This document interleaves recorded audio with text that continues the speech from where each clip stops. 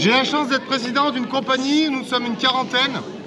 C'est la compagnie Escoussour, on vient chez vous vous embêter depuis quelques années.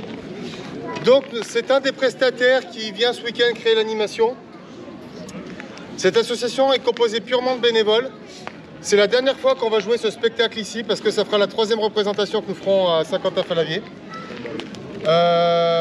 Le bénévolat, c'est quelque chose qui devrait nous importer tous. Et très honnêtement, ce qui serait chouette, c'est qu'après, à la fin, quoi qu'il se passe, on remercie fortement non seulement les gens qui seront en régie technique, son et lumière, qui sont aussi des bénévoles, les gens qui vont cracher, qui vont faire les battleurs de bambou, qui sont aussi des bénévoles, les gens qui ont écrit ce texte, qui sont aussi des bénévoles, et tous les gens qui sont sur les campements pour vous faire l'animation demain, qui seront aussi des bénévoles, de 10h à 18h. Je vous souhaite une bonne soirée, j'espère que vous prendrez beaucoup de plaisir, comme nous on a le prend, à le jouer devant vous.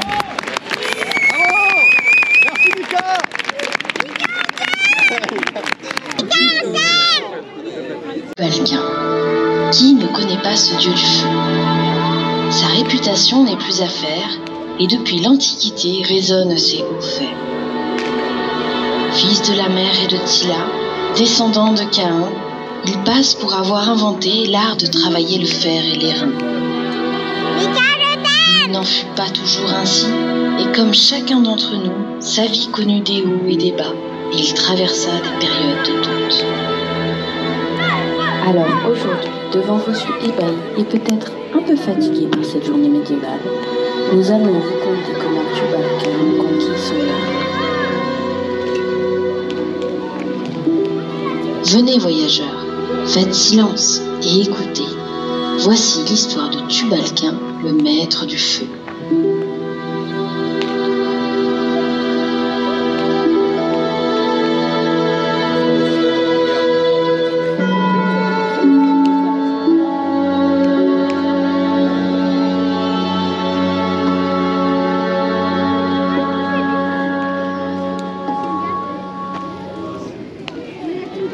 Le futur dieu de la forge maîtrisait le pouvoir du feu.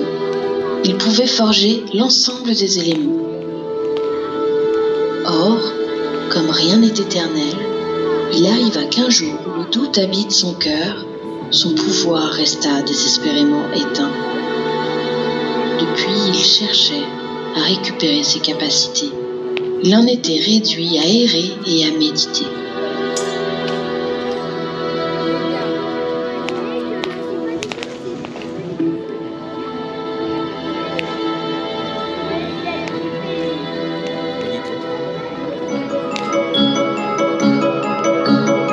Une étrange créature fit soudain son apparition. Quel est donc ce petit être espiègle et magique qui virevolte dans un tourbillon de flammes?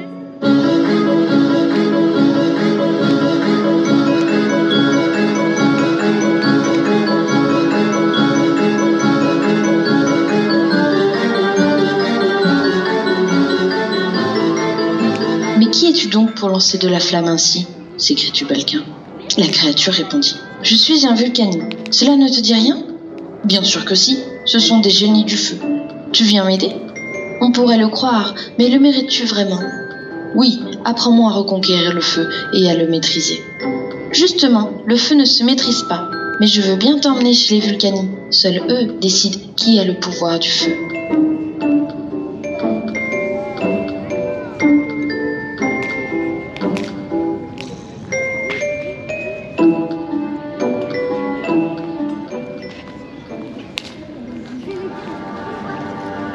Les Vulcani habitent au centre de la Terre, près de la lave incandescente. Il règne en ces lieux une chaleur terrible, et Tubalcain eut bien du mal à descendre dans ce lieu qui ressemblait fort à l'enfer. Sa lente progression dura 45 jours avant d'atteindre le fond.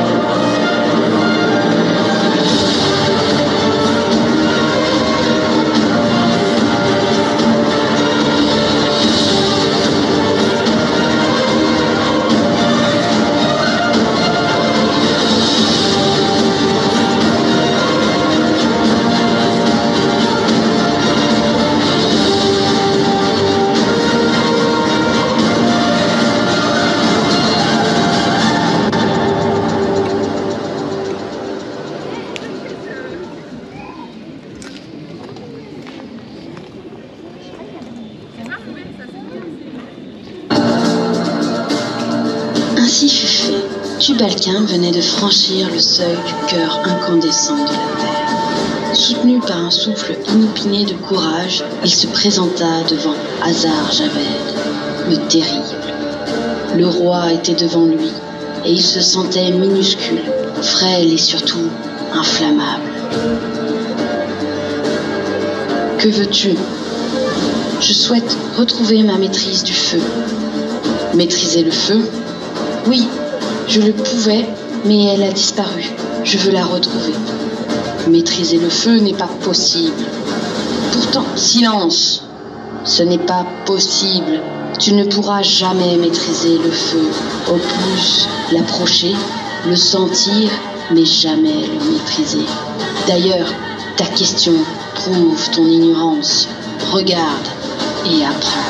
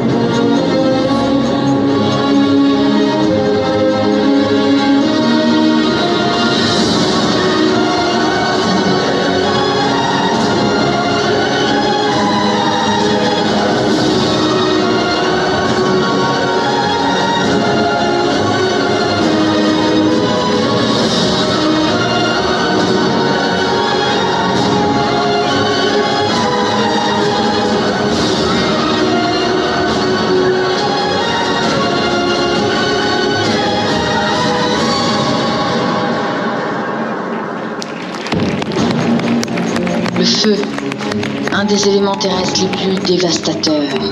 Il est chaos, destruction et peur. Il est craint et vénéré. Il sème la destruction ultime. Mais il est aussi chaleur, vie et réconfort. Il est aussi lumière, grâce et passion. Il est le purificateur.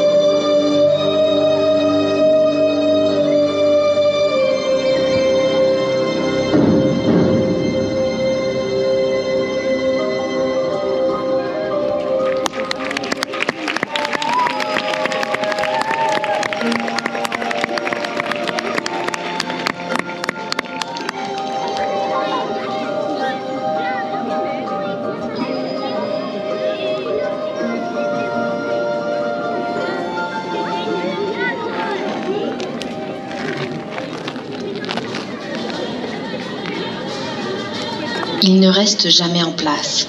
Il est vorace, toujours prêt à dévorer celui qui ne le connaît pas. Il danse avec le vent, car il est libre. Le feu est tout, il est notre Dieu, et personne ne peut le maîtriser. Restons humbles devant son pouvoir.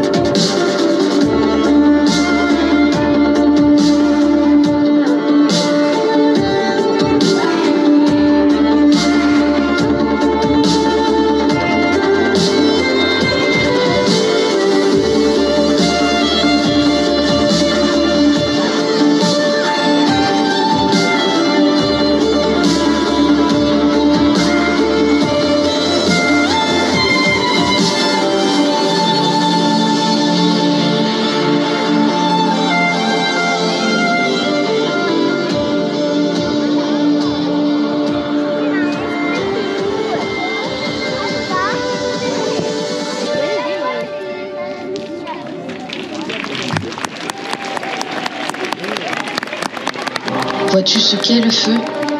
Le feu n'est pas celui que tu crois. Et tant que tu auras des illusions sur sa vraie nature, tu ne retrouveras aucun pouvoir. Maintenant, démontre ton courage. Va affronter Arazelor, le père des prêtres du feu, et va cueillir le cœur sacré des flammes. Mais méfiance, Arazelor est aussi indomptable que le feu noir du 5e cercle des enfers. Prends garde à ton âme, qu'elle ne se consume pas dans son antre.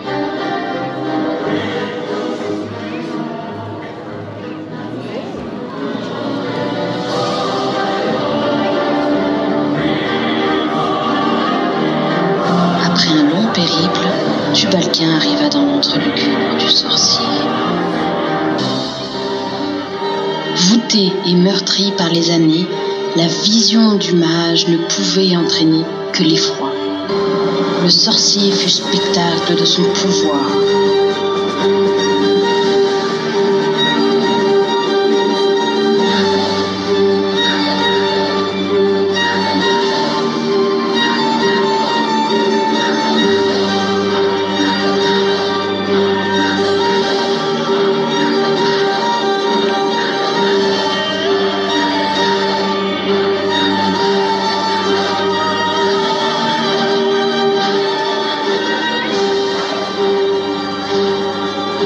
Il fallait que Tubalcain dompte cette colonne de feu, mais à main nue, n'écoutant que son courage, il plongea sa main au plus profond du feu bestial et en ressortit son cœur.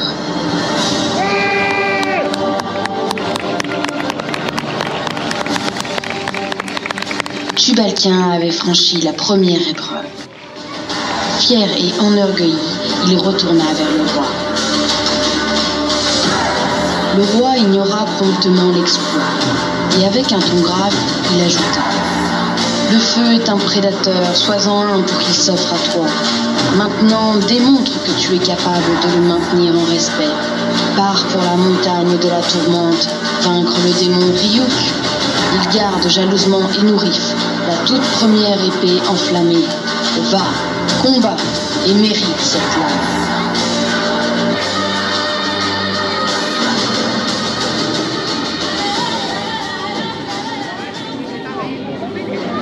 Tubalcain partit de nouveau, déterminé à vaincre ce nouvel ennemi. Mais quelle fut pas sa surprise quand il fit face non pas à un, ni deux, mais 3 ombres sinistres.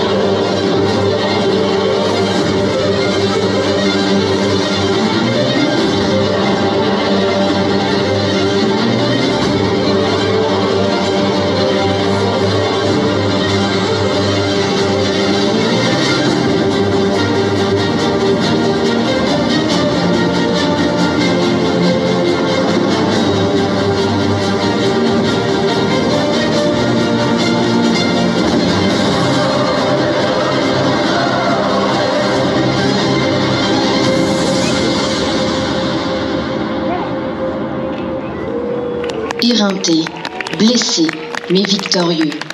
Tubalcain, puisant dans ses dernières forces, retourna auprès du roi. « Voici Énorif, l'épée que vous m'avez demandée, » réussit-il à dire en un souffle harassé. Le roi ne prêta pas d'attention à l'épée, ni à la nouvelle réussite de notre héros, et il n'eut pas plus de considération pour son extrême fatigue. « Eh bien, il n'est pas tout de porter une épée. Montre-moi si tu oses la maîtriser. » Il frappa des mains, et parmi la masse de curieux se trouvant là, un homme s'avança. Dans l'assemblée, les rumeurs prenaient en intensité. Tubalcain ne réussissait pas à entendre ce qui se disait, mais un nom revenait sans cesse. C'était Ifrit, le champion. Ifrit, l'indomptable. Ifrit, le funeste.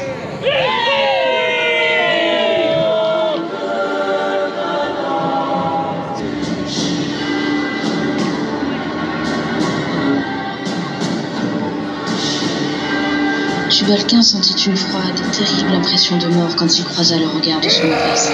Vivait-il ces dernières heures? Comment pouvait-il gagner? Il n'avait plus son pouvoir et Ifrit était né du feu. Il repoussa cette dernière pensée et avança.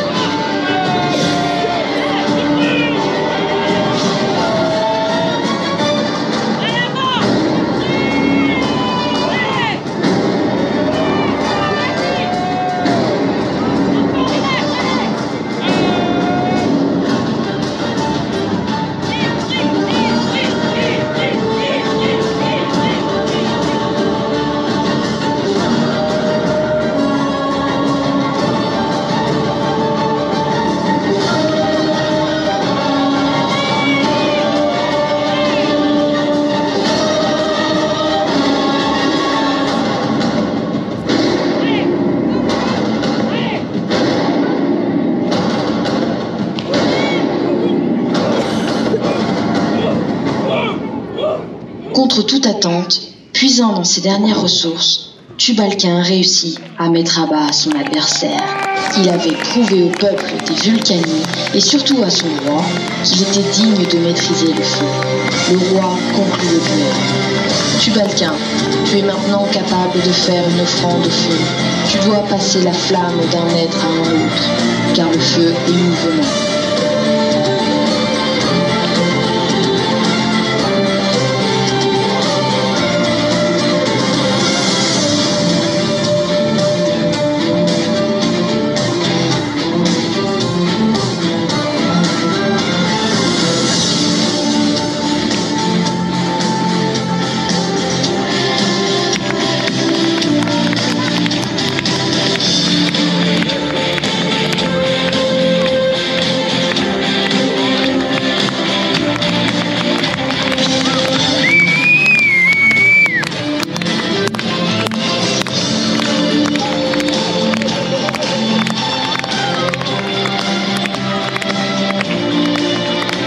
Tubalcain fut transporté et glorifié dans une fête sans fin. Le roi et les Vulcanies ne comptaient pas ménager leur joie. Tous se retrouvèrent pour réchauffer et illuminer la nuit.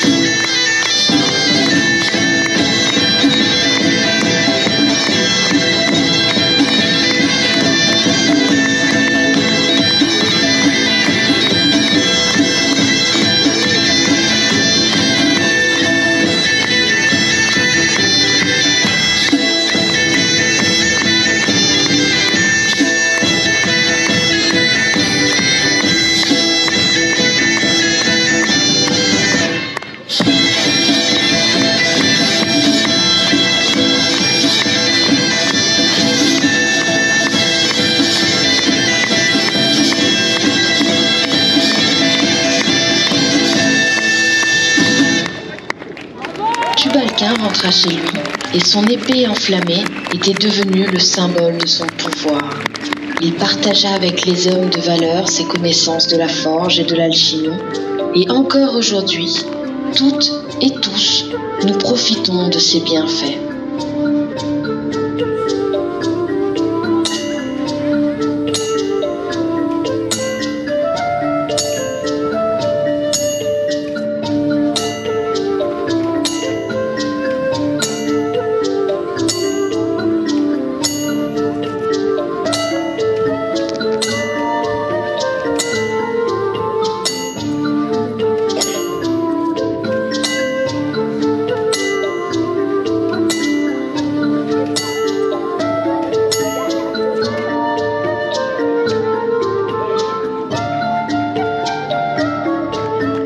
Et c'est ici que notre histoire se termine.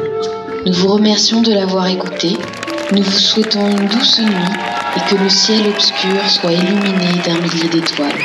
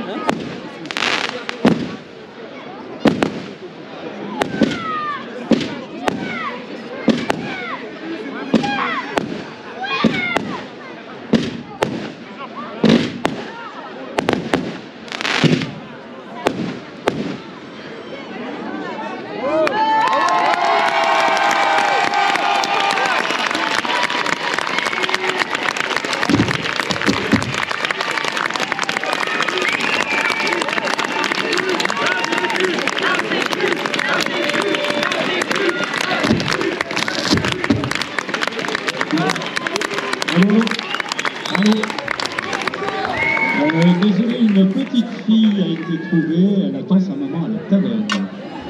Elle s'appelle Brinélis. On espère que ça vous a plu. Oui. Nous aussi qu'on félicite nos deux ingé son et lumière qui sont dans la cabane derrière et qui malheureusement pour eux sont pas avec nous.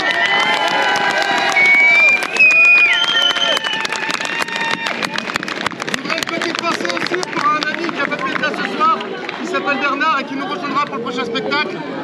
Merci, on espère que vous avez passé une bonne soirée. On vous retrouve demain à 10 h. Bonne soirée, à bientôt, au revoir.